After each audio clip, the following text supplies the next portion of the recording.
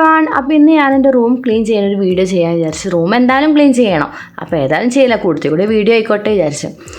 അപ്പോൾ ഞാൻ കഴിഞ്ഞ വീഡിയോയിൽ പറഞ്ഞിരുന്നു ഞാൻ എൻ്റെ വീട്ടിലാണെന്ന്. അപ്പോൾ ഇന്നാണ് ഇപ്പോൾ ഇക്കാടെ വീട്ടിലേക്ക് തിരിച്ചെത്തിയത്. അപ്പോൾ ഈ ഡ്രസ്സൊക്കെ ഞാൻ വരുമ്പോൾ വീട്ടിൽ നിന്ന് കൊണ്ടുവന്ന ഡ്രസ്സുകൾ, അപ്പോൾ അതൊക്കെ ഒന്ന് എടുത്ത് മടക്കിയൊക്കെ വെച്ച് ബെഡ്ഷീറ്റൊക്കെ മാറ്റി പുതിയ ബെഡ്ഷീറ്റൊക്കെ വിരിക്കണം. പിന്നെ റൂമൊക്കെ ഒന്ന് ക്ലീൻ ചെയ്യണം. മൊത്തത്തിൽ അല്ലറ ചില്ലറ പണികളൊക്കെ ഉണ്ട്. അപ്പോൾ നമുക്ക് എന്തായാലും ആ വീഡിയോ ഒക്കെ ഒന്ന് കണ്ടു നോക്കാം. അപ്പോൾ ആദ്യം തന്നെ ഞാൻ ഡ്രസ്സൊക്കെ മടക്കി വെക്കുക ചെയ്തത്. എൻ്റെ ഡ്രസ്സിങ് അലമാരൊക്കെ ആകെ അലങ്കോലമായി കിടക്കുകയായിരുന്നു. അപ്പോൾ കുറേ ടൈമൊക്കെ ഒന്നും അങ്ങനെ വല്ലാണ്ട് ശ്രദ്ധിക്കലുണ്ടല്ലോ. അപ്പോൾ അതൊക്കെ ഒന്ന് എടുത്ത് മടക്കി വെച്ച്, പിന്നെ മക്കളുടെ ഉണ്ടായിരുന്നു കുറേ മടക്കി വെക്കാൻ. പിന്നെ ജിഷുമോൻ ഇവിടെ കുറച്ച് ദിവസമായിട്ട് പനിയായിട്ട് സ്കൂളിലൊന്നും പോയിട്ടുണ്ടല്ലോ, അപ്പോൾ എൻ്റെ കൂടെ ഉണ്ട് സഹായത്തിന്. ഓനാണ് വീഡിയോ ഒക്കെ എടുത്ത് തന്നെ ഹെൽപ്പ് ചെയ്യണം. ജോയിമോ സ്കൂളിൽ പോയിക്കുകയാണ്. പിന്നെ ഒക്കെ ഇവിടെ ഇല്ല, മൂപ്പര് പുറത്താണ്. അങ്ങനെ ആ പണി കഴിഞ്ഞ് കിട്ടി, മടക്കി വെക്കലിൻ്റെ ഒക്കെ കഴിഞ്ഞ്. എന്തോ ഒരു സമാധാനമാണ് ഈ അലമാര തുറന്നിങ്ങനെ കാണുമ്പോൾ. എന്നും ഇതുപോലെ ആവണം എന്നൊക്കെ വിചാരിക്കും. പക്ഷെ നമ്മൾ എവിടേക്കെങ്കിലും പോകുമ്പോൾ ധൃതിയിൽ ഡ്രസ്സൊക്കെ എടുക്കുമ്പോൾ ആകെ പഴയതുപോലെ ആയി കിട്ടും. എന്തായാലും അത് കഴിഞ്ഞ് ഇനി അടുത്തത് ബെഡ്ഷീറ്റ് വിരിക്കാനാണ് നോക്കുന്നത്.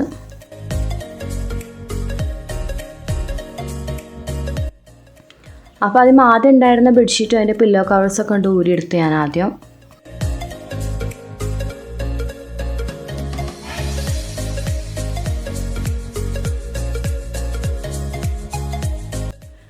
ഈ ബെഡ്ഷീറ്റ് വിരിക്കാമെന്ന് വിചാരിക്കണം. അപ്പോൾ ഈ ബെഡ്ഷീറ്റ് ഈ ബ്ലാങ്കറ്റാണ് യൂസ് ചെയ്യാമെന്ന് വിചാരിക്കുന്നത്. അപ്പോൾ ഇനി അതിനുള്ള പരിപാടികൾ നോക്കാം.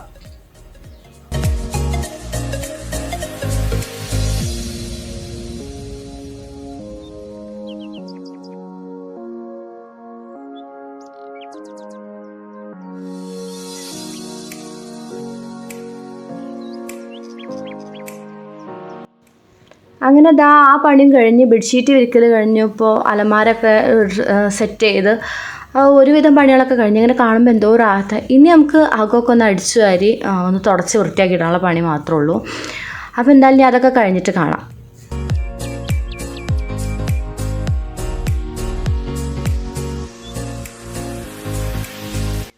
അങ്ങനെ പണിയൊക്കെ കഴിഞ്ഞ് ഇപ്പോഴാണൊന്ന് ഫ്രീ ആയത്.